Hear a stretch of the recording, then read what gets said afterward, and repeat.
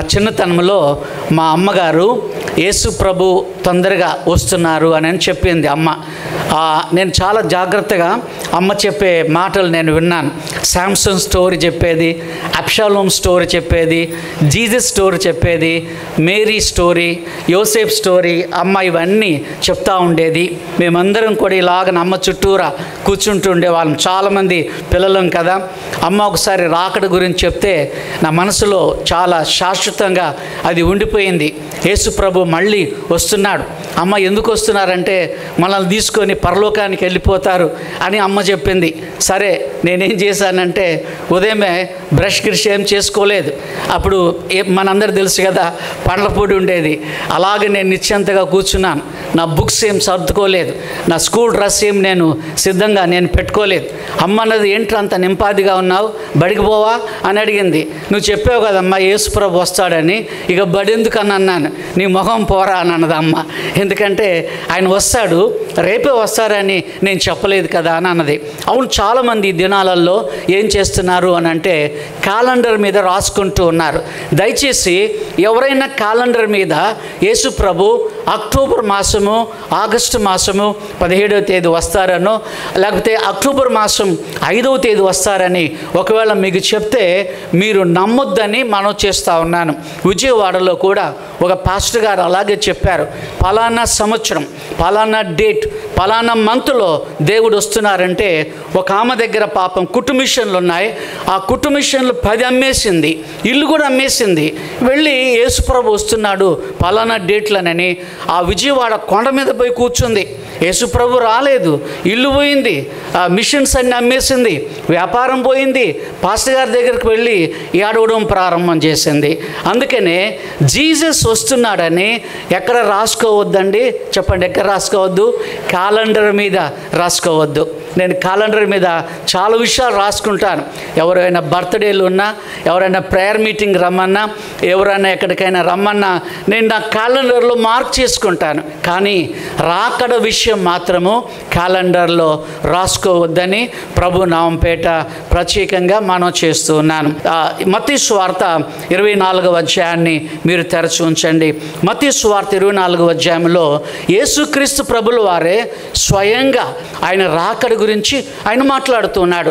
శిష్యులు అడిగారు, ఆ ఒలీవల కొండ మీద ఉన్నప్పుడు యేసుప్రభు శిష్యులు అడిగారు, ప్రభువా నీ రాకడికి ఏంటి సూచనలు అని అడిగితే యేసుక్రీస్తు ప్రభుల వారు ఆ సూచనలన్నీ కూడాను చెప్పుకుంటూ వచ్చాడు. ఏమని చెప్పుకుంటూ వచ్చాడో బైబిల్ గ్రంథంలో మనం చూస్తున్నాం. గమనించండి, దేవుని వాక్యములో, పరిశుద్ధ బైబిల్ గ్రంథములో 25 వచనాలకు ఒకసారి సెకండ్ కమింగ్ గురించి వ్రాయబడి ఉంది. 314 వచనాలు క్రొత్త నిబంధనలో యేసు వస్తున్నాడని 314 ప్రవచనాలు బైబిల్ గ్రంథంలో మనం గమనిస్తున్నాం. అంటే రెండవ రాకడకి ఎంత ప్రాముఖ్యత ఉందో బైబిల్లో నుండి మనం గమనిస్తున్నాం. సరే, కొన్ని సూచనలు, యేసు ప్రభు వచ్చే నాటికి కొన్ని సూచనలు ఏమేమి ఉన్నాయో ఒక్కొక్కటిగా నేను మీకు జ్ఞాపకం చేస్తాను.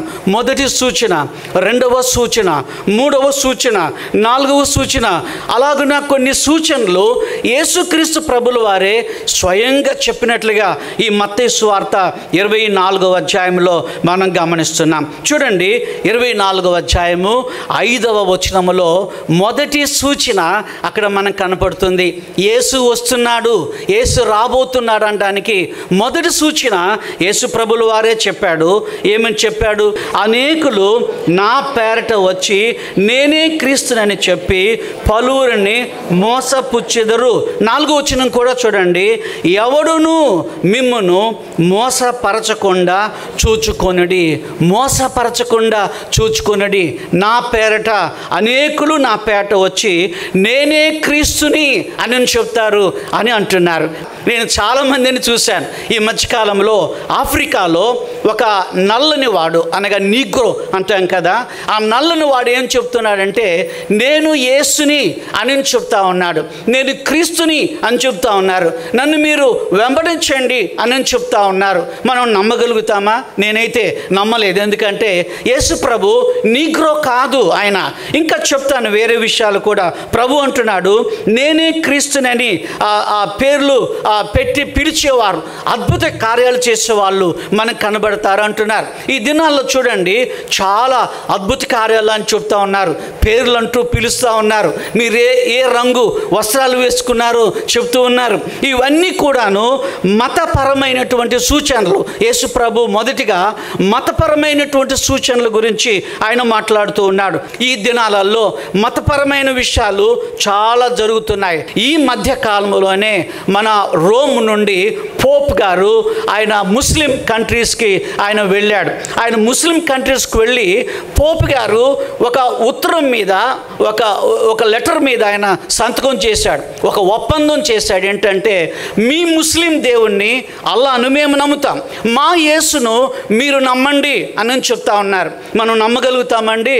నమ్మలేము. ఎందుకంటే యేసు ప్రభు ఒక్కడే నీ పాపం కోసమని నా పాపం కొరకని చనిపోయినటువంటి వ్యక్తిగా ఉన్నాడు. మరి పోప్ గారు ఎందుకు అలా వెళ్ళి సంతకాలు చేసి వచ్చారో మనకు తెలియదు. ఆ మతం గురించి ఈ మధ్య కాలంలోనే క్రిస్లాం అనే పేరు పెట్టుకున్నారు. క్రిస్లాం, అందులో క్రీస్తు అనే మాట ఉంది, ఇస్లాం అనే మాట కూడా ఉంది. క్రిస్లాం అనే మాట వాళ్ళు పెట్టుకున్నారు. అంటే ఈ మతపరమైనటువంటి సూచనలు ఇలా జరుగుతున్నాయి. ఇలాంటివి జరిగినప్పుడు మీరు ప్రభు తొందరలో రాబోతున్నారని మీరు ఆలోచన చేయండి అని అన్నారు. జర్మనీ దేశంలో A1 చర్చ్ అని ఒక చర్చ్ ఉందండి. A1 చర్చ్ అనే ఒక చర్చిని ప్రారంభం చేశారు. ఆ చర్చిలో 3 గంటల సేపు ఆరాధన జరిగింది. 1 గంట ముందే ప్రజలు వెళ్ళి ఆ హాల్ అంతా నిండిపోయారు.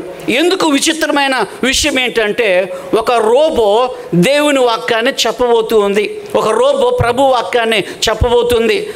1 గంట సేపు ఆ రోబో దేవుని వాక్యాన్ని చెప్పబోతుంది. అది విచిత్రమైన విషయమే కదా. అందుకని ఆ రోబో వచ్చే టైంకి అందరూ హాల్ నిండా ఫుల్ అయిపోయి కూర్చొని ఉన్నారు. రోబో చెప్పే రోబో ఆరాధన చేస్తుండగా వాళ్ళు గమనించారు, రోబో పాటలు పాడుతుండగా వాళ్ళు గమనించారు, రోబో మాటలను వాళ్ళు గమనించారు. ఎందుకు రోబో వచ్చి ఇలా దేవుని వాక్యం చెప్తుందంటే జర్మనీలో పాస్టర్లు తక్కువగా ఉన్నారని వాళ్ళు చెప్తా ఉన్నారు. చూడండి, యేసు ప్రభు వచ్చే ముందు ఈ పోప్ లాంటి వాళ్ళు చేసిన కార్యాలు మన జ్ఞాపకం రావాలి. కొంతమంది నేనే క్రీస్తునని చెప్పే విషయాలు మనకు జ్ఞాపకం రావాలి. ఈ A1 సర్వీస్ గురించి కూడా మనము చూస్తూ ఉన్నాం. చూడండి, ఒకవేళ రోబో నీ కొరకు మోకరించి ప్రార్థన చేయగలుగుతుందా? ప్రార్థన చేయలేదు. నీ కొరకు కన్నీరు కార్చగలుగుతుందా రోబో?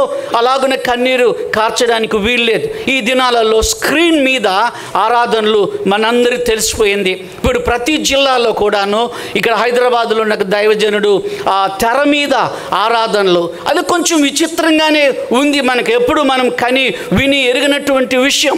అది కాకుండా ఇప్పుడు రోబో వచ్చి దేవుని వాక్యం చెప్పే విషయాలను గురించి మనం గమనిస్తున్నాం.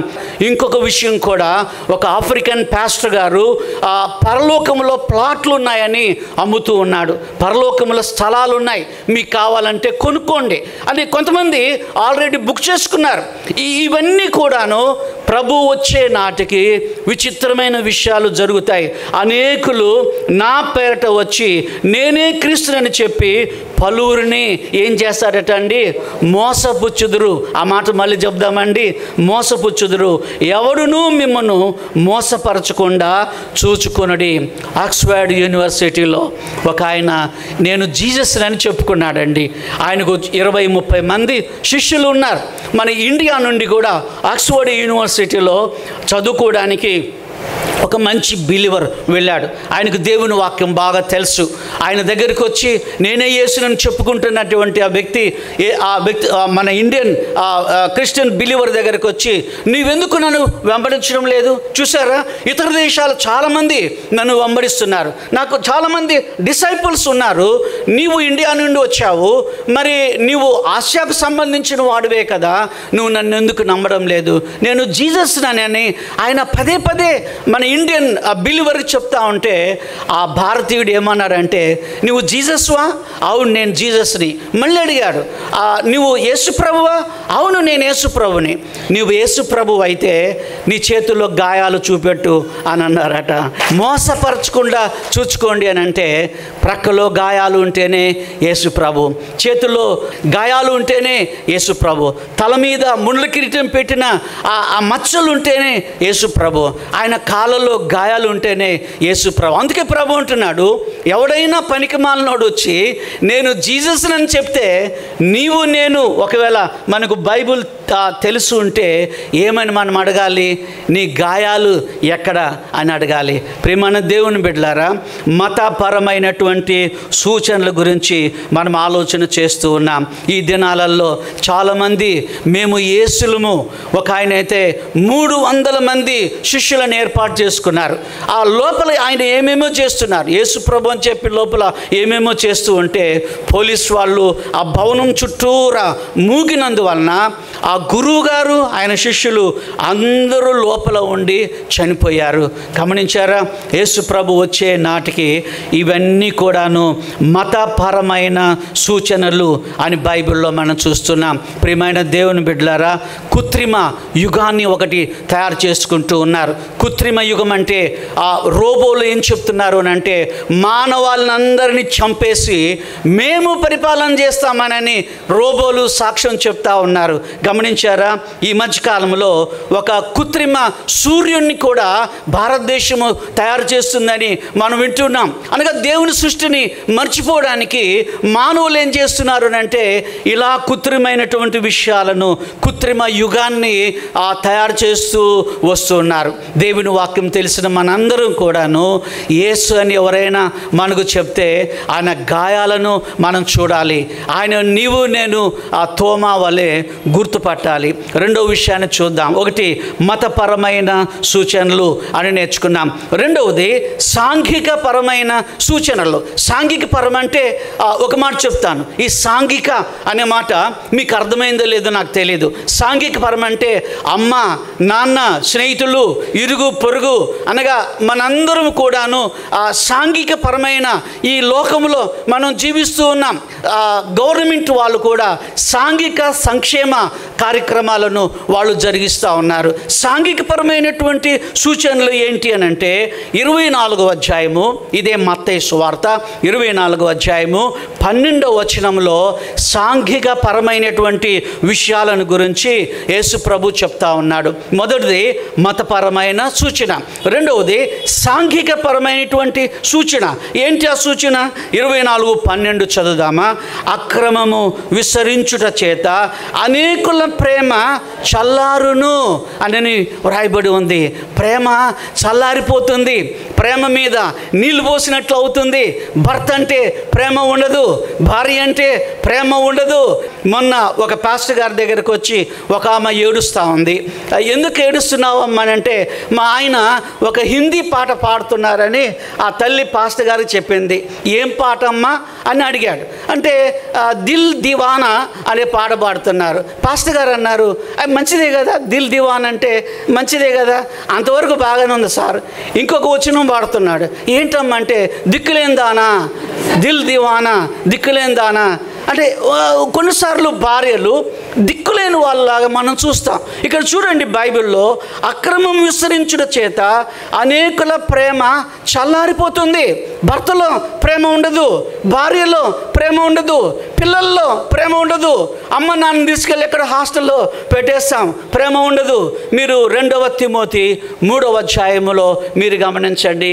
అక్కడ 20 విధాలైనటువంటి మనుషులను గురించి, పనికి మాలినటువంటి రచ్చ చేసేటువంటి ఉండేటువంటి గుణాలను గురించి అపోస్తలుడైన పౌలు తిమోతికి వ్రాసాడు. చూడండి 2వ తిమోతి 3వ అధ్యాయము 1వ వచనంలో, అంత్య దినములలో అపాయకరమైన కాలములు వచ్చును. ఆ మాట చదువుదామండి.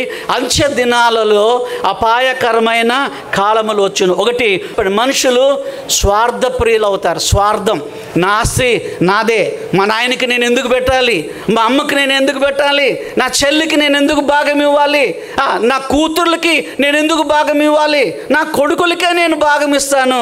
చూడండి, ఒకటి మనుషులు స్వార్థ ప్రియులు. రెండవది అండి ధనాపేక్ష. డబ్బు అంటే ప్రేమ. డబ్బు డబ్బు డబ్బు డబ్బు. ఒక డాక్టర్ గారు అన్నారంట, ఒక లక్షాధికారి గుండెను ఆయన పరీక్షిస్తూ, అయ్యా అందరి గుండెలేమో లబ్ధబ్ లబ్ధబ్ లబ్ధబ్ అని కొట్టుకుంటా ఉంటే నీ గుండె మాత్రము డబ్బు డబ్బు డబ్బు డబ్బు డబ్బు డబ్బు డబ్బు డబ్బు అంటుంది. చాలండి. ఇక్కడ చూడండి, రెండవది ధనాపేక్ష. మూడవది బింకములాట, అనగా బడాయి కోరు మాటలు. బడాయి మాటలు. చాలామంది కారు ఉండదు, మాకు 3 కార్లు ఉన్నాయని చెప్తారు. ఇల్లు ఉండదు, మాకు ఇల్లు ఉందని చెప్తారు. చదువు ఉండదు, మేము బాగా చదువుకున్నాం. ఆస్తిపాస్తులు ఏముండవు. బడాయి కోరు మాటలు చాలా కనపడతాయి కదండి. మనకు అర్థమవుతుంది ఇవన్నీ బడాయి మాటలని. బింకములాడు వారు. ఆ తర్వాత అహంకారులు 4వది. 5వది దూషకులు. అస్తమానము ఎవరినో ఒకరిని దూషించాలి. దూషించకపోతే ఆ నాలుకకు ఫలి ఉండదు. 6వది ఏంటండి, తల్లిదండ్రులకు అవిధేయులు. అమ్మ మాట వినరు, నాన్న మాట వినరు. నా సిద్ధాంతము నాదే, మమ్మీ నీ మాట నేను ఎందుకు వినాలి, నాన్న నీ మాట నేను ఎందుకు వినాలి. 7వది ఏంటి, కృతజ్ఞత లేని వాళ్ళు. థ్యాంక్స్ అని చెప్పే మనస్సు లేనటువంటి వాళ్ళు. ఎన్ని విధాలుగా సహాయం చేసినా కృతజ్ఞత చెప్పేవాళ్ళుగా ఉండరు. అంత్య దినాలలో ఈ సాంఘిక పరమైనటువంటి సూచనలు ఆల్రెడీ మనకు కనపడుతున్నాయి. అనురాగరహితులంటే ప్రేమ లేనటువంటి వారు. 10వది అతి ద్వేషులు. తీరని పగ. అతి ద్వేషము అతి ద్వేషం అంటే తీరని పగ.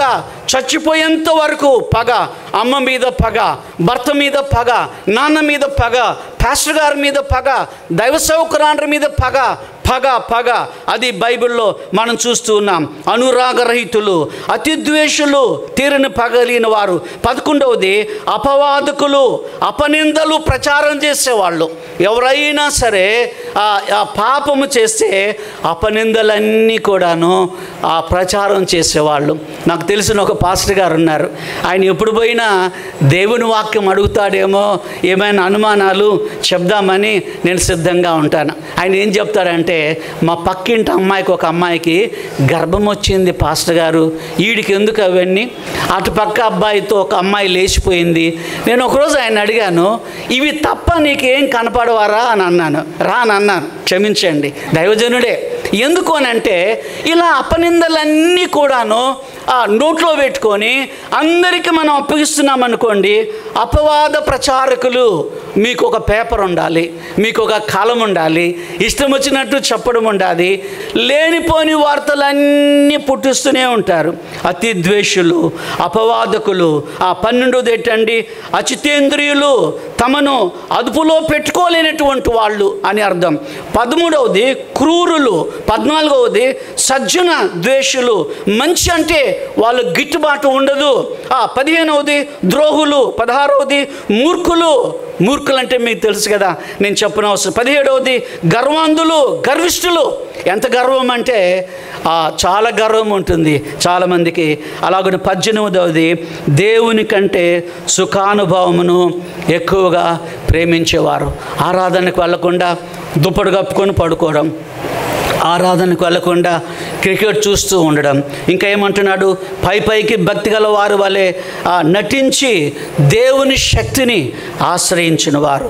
అంత్య దినములలో అపాయకరమైన కాలములు వచ్చును.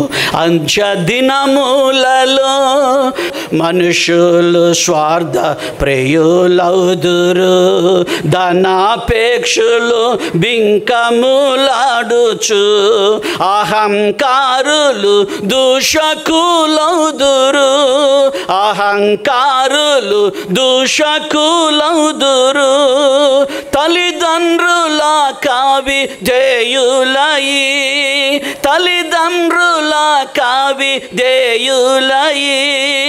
కృతజ్ఞత లేని వారౌదురు. అంచె దినములలో అపాయకరమైన కాలములు వచ్చును. అంచె దినములలో అపవిత్రులను రాగ రహితులు, అతి ద్వేషులు, అపవాదకులు, అజితేంద్రియులును క్రూరులయి. సజ్జన ద్వేషులు ద్రోహులయి, సజ్జన ద్వేషులు ద్రోహులయి. మూర్ఖులు గర్వాంధులయుందురు. అంచె దినములలో అపాయకరమైన కాలములు వచ్చును. అంచె దినములలో దేవుని కంటే సుఖము నెక్కువగా ప్రేమించు వారెందరో యుందురు. దేవుని కంటే సుఖము నెక్కువగా ప్రేమించు వారెందరో యుందురు. పై పైకి భక్తిగా నటించుచు, పై పైకి భక్తిగా నటించుచు, దేవుని శక్తిని ఆశ్రయించరు, దేవుని శక్తిని ఆశ్రయించరు. వీరికి విముఖుడవై ఉండుము. అంచె దినములలో ఏ దినము ఏ క్షణము ఈ అంత్యము తండ్రికి గాకెవరికి తెలియదు.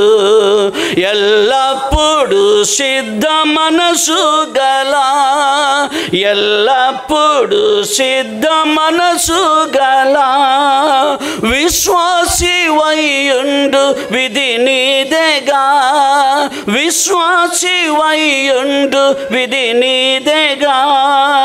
గమనించి నీ జీవితం గడుపు. అందరం పాడదాం. అంచె దినములలో అపాయకరమైన కాలములు వచ్చును. అంచె దినములలో. హల్లెలూయా. గంధం సౌశీల్య అని అక్కగారు నల్గొండ జిల్లాలో ఉంటారు. వారు ఈ పాట అన్నీ వచ్చేలాగిన 20 గుణాలు అందులో కనపడుతూ ఉన్నాయి. దేవునికి వందనాలు చెల్లిస్తున్నాం. 2 విషయాలు మనం నేర్చుకున్నాం. మొదటిది ఏంటండి? మతపరమైన సూచనలు. ప్రభు వచ్చే నాటికి మతపరమైన సూచనలు. రెండవ విషయం ఏం నేర్చుకున్నాం? సాంఘిక పరమైన సూచనలు. ప్రేమ చల్లారిపోతుంది. భర్త అంటే ఇష్టం ఉండదు, భార్య అంటే ఇష్టం ఉండదు, పిల్లలంటే ఇష్టం ఉండదు, మామన్నా అత్తైనా కోడలైనా ఇష్టం పడేవాటి అటువంటి వాళ్ళు ఉండరు యేసుప్రభు వచ్చే నాటికి. మూడవ విషయాన్ని మనం చూద్దాం. ఆ ప్రకటన గ్రంథము 16వ అధ్యాయము 18వ వచనంలో మీరు చూడండి. ఆ 16వ అధ్యాయము 18వ వచనంలో అప్పుడు మెరుపులను ధ్వనులను ఆ ఉరుములను పుట్టెను, ఆ పెద్ద భూకంపము కలిగెను, మనుషులు భూమి మీద పుట్టినది మొదలుకొని అట్టి మహాభూకంపము ఎన్నడూనూ కలగలేదని బైబిల్లో మనం చూస్తున్నాం. భూగోళ పరమైనటువంటి సూచనలు అనగా భూగోళ పరమైనటువంటి సూచనలు కనబడతాయని ఈ ప్రకటన 16-18లో మనం చూస్తున్నాం. చూడండి, మెరుపులు అంటున్నారు, రెండవది ధ్వనులు అని అంటున్నాడు, మూడవది ఉరుములు అని అంటున్నారు, నాలుగవది పెద్ద భూకంపములు, మహాభూకంపములు.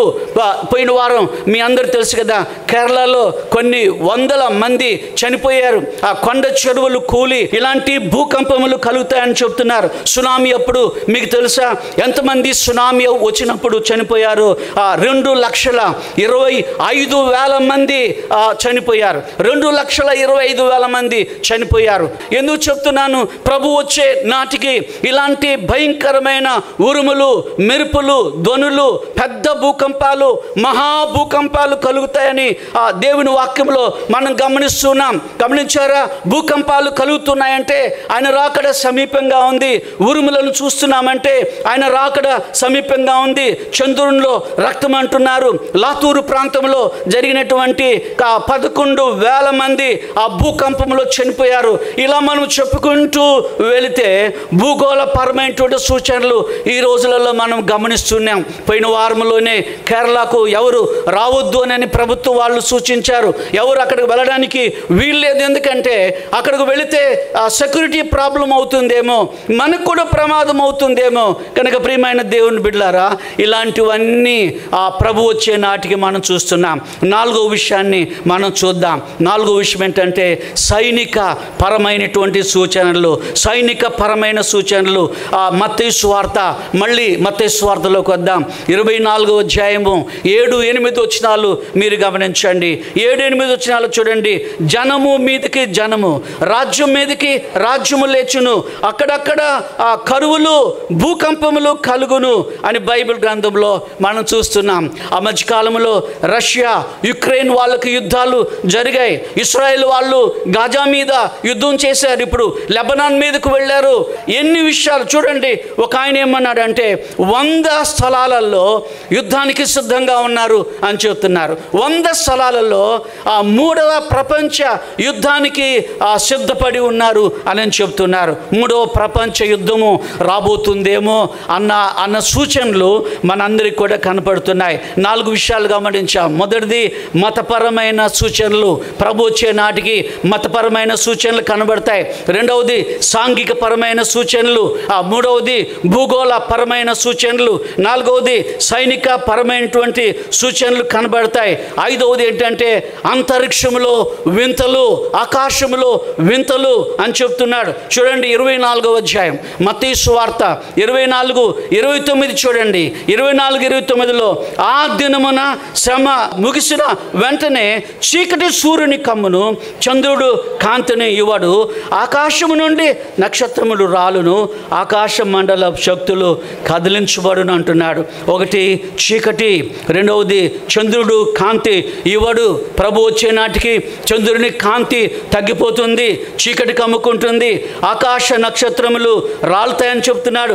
4వది ఆకాశ శక్తులు కదిలించబడతాయి అని చెప్తూ ఉన్నారు. గమనించారా? ఇవన్నీ కూడాను ప్రభు వచ్చే నాటికి జరగబోయే విషయాలు. ఆ మధ్యకాలంలో చాలా సంవత్సరాల కిందట స్కైలాబ్ అని మనం విన్నాం కదండి. మన ఏదో ఒక ఊరు వెళ్ళాను. ఒక పాస్టర్ గారు మీ పేరు ఏంటి అని అంటే ఆయన అన్నాడు, నా పేరు స్కైలాబ్ అని అన్నాడు. అరే ఏంటి ఆ పేరు పెట్టుకున్నావు అంటే, స్కైలాబ్ పడ్డప్పుడు నేను పుట్టానంట, భూమి మీద పడ్డానట, మా అయ్య నాకు ఆ పేరు పెట్టారు అంటున్నారు. స్కైలాబ్ గమనించారా? ఆ స్కైలాబ్ పడుతుందని ఎంత ఎదురు చూసామో కదండి. అవును, అంతరిక్షంలో వింతలు కలుగుతాయి. 6వ విషయాన్ని చూద్దాం. ప్రకటన 17-12లో 10 కొమ్ముల గురించి రాయబడి ఉంది. 10 కొమ్ములు గురించి రాయబడి ఉంది. దానియేలు 7:7లో కూడా 10 కొమ్ముల గురించి మనం చూస్తూ ఉన్నాం. ప్రకటన 17-12లో ఎన్ని కొమ్ములండి? 10 కొమ్ములు. దానియేలు దర్శనంలో కూడా, దానియేలు 7:7లో కూడా 10 కొమ్ములు కనబడుతున్నాయి. చాలామంది దైవజనులు ఏం చెప్తున్నారు? ఏంటి 10 కొమ్ములు? ప్రపంచవ్యాప్తంగా 10 మంది రాజులు ఈ దేశాన్ని అనగా ఈ ప్రపంచాన్ని ఏలబోతున్నారు. అవును, అది ప్రారంభమైంది 5 దేశాలతో ప్రారంభమైంది. బ్రిక్స్ అనే మాట మీరు విన్నారో లేదో నాకు తెలియదు. బ్రిక్స్ అనే మాట అనగా BRICS అనే 5 అక్షరాలు మనం చూస్తున్నాం. ఏంటి ఈ బ్రిక్స్ అనే మాట? బి అంటే బ్రెజిల్, రెండవది R అంటే రష్యా, I అంటే ఇండియా, C అంటే చైనా, S అంటే సౌత్ ఆఫ్రికా. 5 దేశాలు వాళ్ళు ఒక కూటమిగా ఏర్పడ్డారు. ఎందుకంటే అమెరికా లాంటి దేశాన్ని జయించాలి, ఆస్ట్రేలియా లాంటి దేశాన్ని జయించాలి, యూరప్ లాంటి దేశాలను మనం జయించాలని 5 దేశాలు. 5 దేశాలకి ఇంకొక 5 దేశాలు యాడ్ అయ్యారు. మేము కూడా మీతో జత చేస్తామన్నారు. మళ్ళీ 5 దేశాలు వచ్చాయి. అదేంటంటే సౌదీ అరేబియా, అలాగనే ముస్లిమ్స్ కంట్రీలు, ఈజిప్టు, ఇరాన్, ఇథియోపియా. ఇప్పుడు ఎన్ని అయ్యాయండి? 10 దేశాలు అయ్యాయి. ఈ 10 దేశాలు ప్రపంచాన్ని ఏలబోతున్నాయి. కానీ ఒక మాట గమనించండి, మీరు దానియేలు 7:7లో అయినా, ప్రకటన 17:12లోనైనా 10 కొమ్ముల్లో నుండి ఒక చిన్న కొమ్ము బయటకు వచ్చిందని బైబిల్లో ఉంది. ఈ 10 దేశాలు వాళ్ళు పరిపాలన చేయరు, కానీ ఒకానొక చిన్న దేశము ప్రపంచాన్ని ఏలబోతుందని దైవజనులు చెప్తా ఉన్నారు. సరే, ఏదేమైనా అన్య రాజుల కాలము రాబోతూ ఉంది. అన్య రాజులు 10 మంది కూటమిగా చేరి అప్పుడే ఫొటోస్ వాళ్ళు రిలీజ్ చేశారు. ఈ బ్రిక్స్ అనే ఆ రాజుల యొక్క ఫోటోలు వాళ్ళు రిలీజ్ చేశారు. ఇంకా కొన్ని దేశాలు వాళ్ళతో చేరుతున్నాయి. చూడండి, బైబిల్లో 17:12లో నీవు చూచిన ఆ 10 కొమ్ములు 10 మంది రాజులు అని రాయబడి ఉంది. దానియేలు 7:7లో మృగానికి ఎన్ని కొమ్ములటండి? 10 కొమ్ములు. గమనించారా? అన్య రాజుల కాలము రాబోతుంది. యేసు ప్రభు వచ్చే నాటికి అన్య రాజుల కాలము రాబోతుందని నేర్చుకుంటున్నాం. చివరిగా ఒక మాట చెప్పి నేను ముగిస్తాను. అందరం కలిసి మత్తయి సువార్త 24వ అధ్యాయము 32, 33 వచనాలు చదివి మనం ముగించుకుందాం. 32, 33 వచనాలు చదివి ముగించుకుందాం. అంజూరపు చెట్టును చూచి ఒక ఉపమానం నేర్చుకొనుడి. అంజూరపు కొమ్మలు లేతదై చిగురించినప్పుడు వసంతకాలం ఇంకా సమీపంగా ఉన్నదని మీకు తెలియను అంటున్నాడు. వసంతకాలము అంజూరపు చెట్టు. మళ్ళీ చెప్దామండి, వసంతకాలము అంజూరపు చెట్టు. అంజూరపు చెట్టు వసంతకాలములో, వసంతము అంటే వసంతకాలము చాలా ఆహ్లాదంగా ఉంటుంది, చల్లగా ఉంటుంది. వసంతకాలంలో ఆకు రాలుతాయి, కొత్త ఆకులు చిగురిస్తాయి. అయితే యేసు ప్రభు ఏమంటున్నాడు? మీరు అంజూరపు చెట్టును చూసినప్పుడు, ఆ చెట్టును మీరు చూసినప్పుడు ఉపమాన రీతిగా మీరు నేర్చుకోండి అంటున్నాడు. అంజూరపు కొమ్మలు లేతాయి, చిగురించును కదా అంటున్నాడు. ఆ చిగురుని మీరు చూస్తారు, ఆ చిన్న చిన్న పువ్వుల్ని మీరు చూస్తారు, ఆ బుడ్డ బుడ్డ కాయలను మీరు చూస్తారు.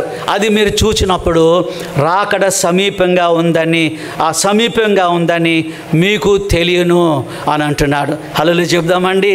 హల్లెలూయా. ఒక చెట్టును ఆయన చూపిస్తూ ఉన్నాడు. ఒకసారి ఒక నాన్నగారు మిలిటరీకి వెళ్ళిపోయారు. చెప్దామండి, ఎక్కడికి వెళ్ళిపోయాడు? మిలిటరీకి వెళ్ళిపోయాడు. ఎన్ని రోజులైనా ఒక నెల చూశాడు. అబ్బాయి చిన్నోడు, వాడేదో 6-7 సంవత్సరాల పిల్లోడు. మమ్మీ డాడీ ఎప్పుడు వస్తాడు? వస్తారు డాడీ వస్తారు. ఆమెకు కూడా తెలియదు పాపం, ఆ మిలిటరీలో నుంచి నాన్న ఎప్పుడు వస్తాడో. మళ్ళీ అమ్మని దగ్గరికి వెళ్ళి అడుగుతున్నాడు, మమ్మీ డాడీ ఎప్పుడు వస్తాడు? అప్పుడు ఆ అమ్మ ఏం చేస్తుందంటే, ఆ అంజూరపు చెట్టు వాళ్ళ ఇంట్లో ఉంది, ఆ అంజూరపు చెట్టు దగ్గర తీసుకెళ్ళి ఈ అంజూరపు చెట్టు చూడరా, అది పుష్పించినప్పుడు, అవి మొగ్గలు వచ్చినప్పుడు, అది చిన్న చిన్న పూలు వచ్చినప్పుడు, అది చిగురించినప్పుడు మీ డాడీ వస్తారని ఒట్టిగా అట్లా చెప్పేసింది. ఆ పిల్లవాడు స్కూల్ నుండి రావడము, అంజూరపు చెట్టు చూడడం, ట్యూషన్ వచ్చిన తర్వాత అంజూరపు చెట్టు చూడడం. ఒక దినము వాడికి చిగురు కనపడింది. మమ్మీ డాడీ వస్తున్నాడు అని అంది. ఆ అమ్మకు ఆశ్చర్యమైంది. నాకు చెప్పకుండా వీడికి ఎవడు చెప్పారంటే, అదిగో మమ్మీ చిగురిస్తూ ఉంది, అంజూరపు చెట్టు చిగురిస్తూ ఉంది. ఎవరు వస్తున్నారు చెప్పండి? ఎవరు వస్తున్నారు? డాడీ వస్తూ ఉన్నాడు. హల్లెలూయా చెప్దామండి. హల్లెలూయా.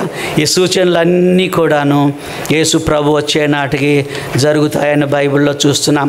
ఒకటి మీరు చెప్పండి, మొదటిదేంటి? మతపరమైన సూచనలు. రెండవది సాంఘికపరమైన సూచనలు. మూడవది భూగోళపరమైన సూచనలు. నాలుగవది సైనికపరమైన సూచనలు. ఐదవది అంతరిక్షంలో వింతలు జరుగుతాయి. ఆరవది అన్య రాజుల కాలము, 10 మంది రాజులు ప్రపంచాన్ని ఏలుబడి చేస్తారు అని బైబిల్లో మనం చూస్తున్నాం.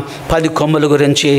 ఏడవది అంజూరపు చెట్టు గురించిన సూచన. అంజూరపు చెట్టు చూసినప్పుడు ఆయన వస్తున్నాడు. ఒకసారి ఇలాగనే రాకడ పండుగలు జరుగుతూ ఉన్నాయి. పాస్టర్ గారు నెలంతా రాకడ గురించే చెప్తా ఉన్నారు. సెకండ్ కమింగ్ గురించి చెప్తున్నాడు, ర్యాప్చర్ గురించి చెప్తున్నాడు, ఎత్తబడ్డం గురించి చెప్తా ఉన్నారు కదా. ఎత్తబడ్డ అంటే ఏంటో మీకు తెలుసు, ర్యాప్చర్ అంటే ఏంటో మీకు తెలుసు, సెకండ్ కమింగ్ అంటే ఏంటో మీకు తెలుసు. యేసుప్రభు వచ్చి మనందరిని, విలువైన వాళ్ళని, రక్షింపబడిన వాళ్ళని ఆయన పైకి తీసుకొని వెళ్తారు. ఇది మనందరికి తెలుసు. ఆ పాస్టర్ గారు రాకడ గురించి ఆయన చెప్తా ఉన్నారు. యేసుప్రభుల వారు ఆయన తిరిగి వస్తాడు. వచ్చినప్పుడు ఆ పాస్టర్ గారు ఒక దినం ఆ ర్యాప్చర్ గురించి చెప్పాడు. అనగా అలాగే ఎత్తబట్టు గురించి చెప్పారు. ఇద్దరు తిరగలు ఇసురుతూ ఉంటే ఒక వ్యక్తి పైకి వెళ్ళిపోతారు, ఒక వ్యక్తి ఇక్కడే ఉంటారు. ఇద్దరు మంచం మీద ఉంటారు, ఒక వ్యక్తి పైకి వెళ్ళిపోతారు, ఒక వ్యక్తి మంచం మీద ఉంటారు. ఇద్దరు పొలంలో ఉంటారు, ఒక వ్యక్తి పైకి వెళ్ళిపోతాడు, రక్షింపబడిన వ్యక్తి పైకి వెళ్ళిపోతాడు, రక్షణ లేని వ్యక్తి కిందనే ఉంటారు. అలాగున పాస్టర్ గారు చెప్పారు. ఆ పాస్టర్ గారు చెప్తూ ఉన్నప్పుడు ఒక తల్లి, ఒక చిన్న బిడ్డ ఆ సభలో, ఆ మందిరంలో కూర్చొని ఉన్నారు. ఆ బిడ్డకి అన్ని చాలా జాగ్రత్తగా ఆ పాప వింటా ఉంది. టీనేజ్లో ఉంది ఆ పాప. అమ్మతో వెళ్ళింది, ఈ రాకడ పండగల్లో పాల్గొనడానికి అమ్మతో వెళ్ళింది. అమ్మ ఆ దగ్గర కూర్చుంది, చాలా జాగ్రత్తగా మాటలు విన్నది. నాన్న మాత్రం చర్చికి రాలేదు. నాన్న ఎప్పుడు బిజినెస్, అక్కడ ఆ దేశమని, ఈ దేశమని, ఆ పట్టణమని, ఈ పట్టణమని, నాన్న అక్కడ తిరుగుతూ ఉన్నాడు. అప్పుడు ఈ వాక్యమంతా విన్న తర్వాత ఆ బిడ్డ అమ్మని అడిగింది, అమ్మ నీవు రక్షింపబడ్డావు, నువ్వు ఎత్తబడతావు. నేను రక్షింపబడ్డాను, నా సండే స్కూల్లో నేను రక్షించబడ్డాను, నేను ఎత్తబడతాను. నాన్న సంగతి ఏంటి? నాన్న ఎప్పుడు చర్చికి రాలేదే, నాన్న ఎప్పుడు పాస్టర్ గారిని కలుసుకోలేదే, నాన్న విషయం ఏంటంటే అమ్మ అన్నది మౌనంగా ఉండు, చర్చిది. సరే అమ్మ బిడ్డ ఇద్దరు వెళ్తూ ఉన్నారు, కారులో వెళ్తూ ఉన్నప్పుడు ఒక సిగ్నల్ దగ్గర కారు ఆగింది. మమ్మీ నువ్వు రక్షించబడ్డావు, నువ్వు ఎత్తబడతావు, నేను రక్షించబడ్డాను, నేను ఎత్తబడతాను. వాట్ అబౌట్ డాడ్ అని అడుగుతుంది. నాన్న విషయం ఏంటి అని అడుగుతుంది. బిడ్డ ఇక్కడ రెడ్ లైట్ వచ్చేటట్టుగా ఉంది, పోలీసులు పట్టుకుంటారు మనల్ని, మాట్లాడకుండా మౌనంగా కూర్చో. ఆ తల్లి ఎంతసేపు ఆ బిడ్డ నోరును కప్పడానికి ప్రయత్నిస్తుంది. ఇంటికి వెళ్ళింది, అమ్మ అన్నం పెట్టింది. అన్నం తినేటప్పుడు ఆ బిడ్డ మళ్ళీ అడుగుతుంది, కూతురు అమ్మని అడుగుతుంది, అమ్మ నువ్వు రక్షించబడ్డావు, నువ్వు ఎత్తబడతావు, నేను రక్షించబడ్డాను, నేను ఎత్తబడతాను, నాన్న విషయం ఏంటి అని అడిగితే పాప ఎన్ని మార్లు అడుగుతావు అమ్మా, ఇదే సేమ్ క్వశ్చన్ ఎన్ని మార్లు అడుగుతావు, కొంచెం నిశ్శబ్దంగా ఉండి పోయి పడుకోపో అని అంటే ఆ పాప తన గదిలోకి వెళ్ళి పడుకుంది. ఆ అర్ధరాత్రి వేళ అమ్మకెందుకో డౌట్ వచ్చింది. గుళ్ళో అదే ప్రశ్న, సిగ్నల్ దగ్గర అదే ప్రశ్న, అన్నం తినే దగ్గర ఇదే ప్రశ్న, ఏం చేస్తుంది బిడ్డని వెళ్ళి డోర్ తీస్తే ఆ పాప ఇదే మాటలు అంటా ఉంది, అమ్మా నువ్వు రక్షించబడ్డావు, తర్వాత నేను రక్షించబడ్డాను, నాన్న సంగతి ఏంటి, నాన్న సంగతి ఏంటి అని భర్తకు ఫోన్ చేసింది. అమ్మ పాప ఇలా చర్చికి తీసుకెళ్ళానండి, పాస్టర్ గారు ర్యాప్చర్ గురించి చెప్పాడు, ఎత్తబడ్డ గురించి చెప్పారు, పాప కలవరుస్తూ ఉంది, చర్చిలో అదే మాట, సిగ్నల్ దగ్గర అదే మాట, అన్నం తిని దగ్గర అదే మాట, ఫీవర్ కూడా వచ్చినట్టుంది, జ్వరం కూడా వచ్చినట్టుంది, ఒళ్ళు కాలిపోతుంది, మీరు తొందరగా రండి.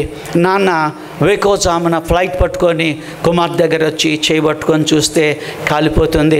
నాన్న చేయబట్టుకొని అమ్మాయి అడుగుతోంది, నాన్న మమ్మీ రక్షించబడింది, మమ్మీ దేవుని దగ్గర వెళ్ళిపోతుంది, నేను రక్షించబడ్డాను, నేను దేవుని దగ్గరికి వెళ్ళిపోతాను, మరి నీ విషయం ఏంటి?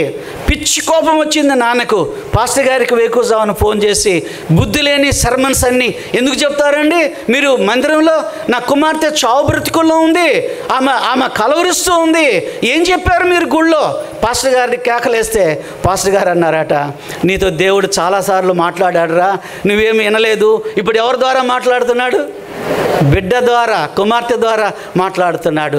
తండ్రి వచ్చి అమ్మాయి దగ్గర కూర్చున్నాడు, కన్నీటితో ప్రార్థన చేశాడు, ప్రభువా నిజంగా నేను ఎప్పుడు చర్చికి వెళ్ళలేదు, నేను ఎప్పుడు నీకు కవర్ ఏమీ నేను ఇవ్వలేదు, ఎప్పుడు డబ్బు నేను చెల్లించలేదు, ఎప్పుడు బిజినెస్ బిజినెస్ బిజినెస్ బిజినెస్ అని ఆయా దేశాలు నేను తిరుగుకుంటూ వచ్చాను, నన్ను క్షమించండి, నా కుమార్తె ద్వారా మీరు మాట్లాడుతున్నందుకు మీకు వందనాలు. పాస్టర్ గారు సహాయం తీసుకున్నాడు, బాప్తిజం అంటే ఏంటో నేర్చుకున్నాడు, రక్షణ అంటే ఏంటో నేర్చుకున్నాడు. ఆ మరుసటి నెలలో ఆయన యేసు ప్రభుల వారిని సొంత రక్షకునిగా అంగీకరిస్తే ఇప్పుడు పాప అంటుంది, మమ్మీ నువ్వు రక్షించబడ్డావు, నువ్వు ఎత్తబడతావు, నేను రక్షించబడ్డాను, నేను ఎత్తబడతాను, నాన్న కూడా రక్షింపబడ్డాడు, నాన్న కూడా ఎత్తబడతాడు. హల్లెలూయా చెప్దామా? తలలో ఉంచండి, ప్రార్థన చేసుకుందాం. ప్రేమగల తండ్రి, ఆయన ఈ ఉదయకాలమందు నిన్ను అడుగుతున్నాడు, రక్షింపబడ్డావా అని అడుగుతా ఉన్నాడు, మారు మనసు పొందావా అని అడుగుతున్నాడు, ఎత్తబడే గుంపులో నీవు ఉండగలుగుతావా అని ఆయన అడుగుతూ ఉన్నాడు. దేవుని వందనాలు, స్తోత్రాలు, స్తుతులు చెల్లించుకుందాం. దేవుడి వందనాలు చెల్లిద్దాం. ఇంకా మారు మనసు పొందకుండా ఉన్నావేమో, రక్షణ పొందకుండా ఉన్నావేమో, మారు మనసు పొందండి. మారు మనసు పొందాలని ప్రభు కోరుకుంటున్నారు, బాప్సం పొందాలని ప్రభు మిక్కిలిగా కోరుకుంటున్నాడు. దేవుని వందనాలు చెల్లిద్దాం. ఏ దినమో యేసు రాకడా, ఏ జామో యేసు రాకడా, ఏ దినమో యేసు రాకడా, కనిపెట్టుచు సిద్ధపడి గమనమునకై కొనుకాక నా ప్రియా బయలుదేరుమా.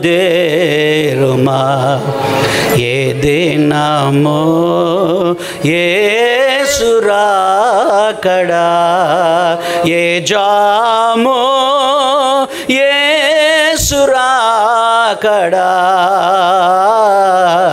ఏ దినమో యేసు రాకడా, ఏ జామో యేసు రాకడా, ఏ గడియో యేసు రాకడా. ప్రార్థన చేద్దాం. ఎత్తబడే గుంపులో ఉండగలుగుతావా? అని రాకడి కొరకు సిద్ధపడుతున్నావా? బాప్సం తీసుకోవాలని ఆశపడుతున్నావా? దేవుడు అడుగుతూ ఉన్నాడు, సిద్ధపడి ఉండండి అని ఆయన అడుగుతున్నాడు. 7 సూచనలు మనం గమనించాం కదా, ఆ సూచనలు ఇప్పుడు జరుగుతూనే ఉన్నాయి. ప్రభు అంటున్నాడు, ఆ నాన్నలాగా సిద్ధపడి మారు మనసు పొంది బాప్సం తీసుకోమని అంటున్నాడు. ప్రేమగల తండ్రి, మీకు స్తోత్రం చెల్లిస్తున్నాం. ఆరాధనలో మీరు మాతో మాట్లాడినందుకై మీ పాదములకు వందనాలు చెల్లిస్తున్నాం. వాక్యాన్ని మీరు దీవించండి ప్రభువా. వాక్యంలో ఉన్న మర్మాలను మీరు బయలుపరిచినందుకై మీ పాదములకు వందనాలు చెల్లిస్తున్నాం. అయ్యా, మీరు రాకపూర్వం జరిగే సంగతుల గురించి మేము ఎంతో క్షుణ్ణంగా నేర్చుకున్నాం. మీకు వందనాలు. ఇంకా నీ రాకడి కొరకు సిద్ధపడకుండా ఉండే వాళ్ళని గురించి మేము ఆలోచన చేస్తున్నాం. సహాయం చేయమని యేసు నామం బట్టి అడుగుచున్నాము తండ్రి. ఆమేన్.